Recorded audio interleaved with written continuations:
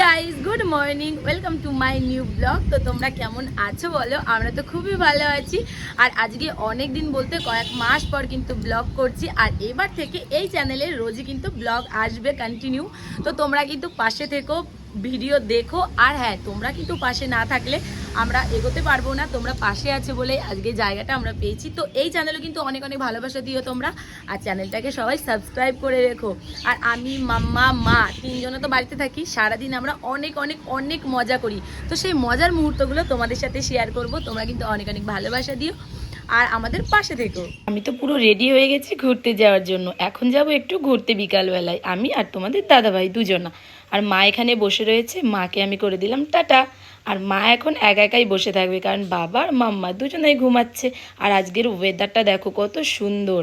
বিকালবেলা এই ওয়েদারটা দেখে ভাবলাম একটু ঘুরে আসি। বাড়ি থেকে তো আমরা বেরিয়ে পড়েছি। আর দেখো এই গেট যেন কখনোই আমাদের পেছন ছাড়ে না, ঘুরতে বেরোলে গেট পড়তেই হবে। অবশেষে রেলগেট আমাদের পিছু ছাড়লো। রেলগেট পেরিয়ে আমরা ঘুরতে ঘুরতে চলে গেলাম শিমলাগড় মায়ের মন্দিরে, মায়ের দর্শন করতে। মায়ের দর্শন করতে তো গেলাম, কিন্তু মায়ের কাছে বসতেই পারলাম না, কারণ প্রচণ্ড পরিমাণে মেঘ করেছিল।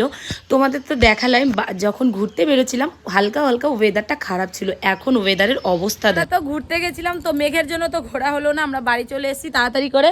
আর এখন আমার মাম্মা এসেছে ছাদে। কি করতে এসেছে মা? মেঘ করেছে, কি হবে? বৃষ্টি হবে? আমার তো ভয় করছে পাপা।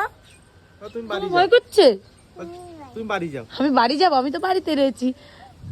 আর তোমাদের দাদা ভাই দেখো টাক হয়েছে এখন গরমের জন্য। গরমে টাক হয়েছে। কি মেঘ ডাকছে? দুম করে মেঘ ডাকছে বাবা।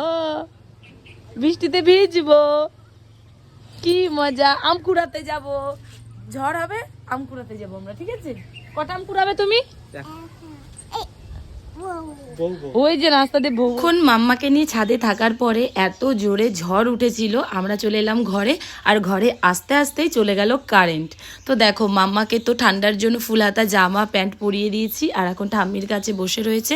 আর ওর নাকি বডি হয়েছে, ও বডি দেখাচ্ছে। দেখো, ও বলছে আমার বডি দেখো, বডি দেখো, হাত দিয়ে কি সুন্দর বডি দেখাচ্ছে। এবার হঠাৎ করে হাতে নাকি কি হয়েছে। অনেকক্ষণ পর কিন্তু কারেন্ট এলো। কারেন্ট আসার পরে মাম্মা দেখো এখন ওর গোপাল দাদাকে নিয়ে খেলা করছে, গোপাল দাদাকে ঘুম পাড়াচ্ছে।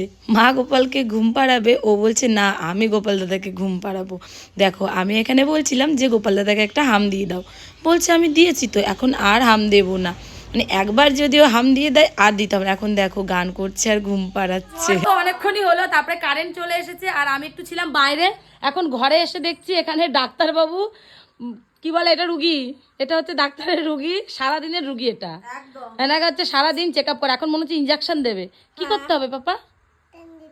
ইঞ্জেকশন দিতে হবে? বাবা এটা কি তোমার ব্যাচ? ওটা ডাক্তারের ব্যাচ। এবার ইঞ্জেকশন দিচ্ছে। আর ঠামির কি হয়েছে পাপা? আমার কি হয়েছে? ঠামির কি শরীর খারাপ? আমার গ্যাস হয়েছে না জ্বর হয়েছে? ইনজেকশন দিল ডাক্তার বাবু। ডাক্তার বাবু এখন ব্যস্ত হয়ে গেছে মনে হচ্ছে। কার কার শরীর খারাপ?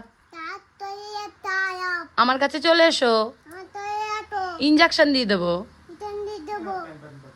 তাকাও, বলো টাটা। এদিকে তাকিয়ে টাটা করতে হয়। বাই। উমা দিয়ে দাও সবাইকে।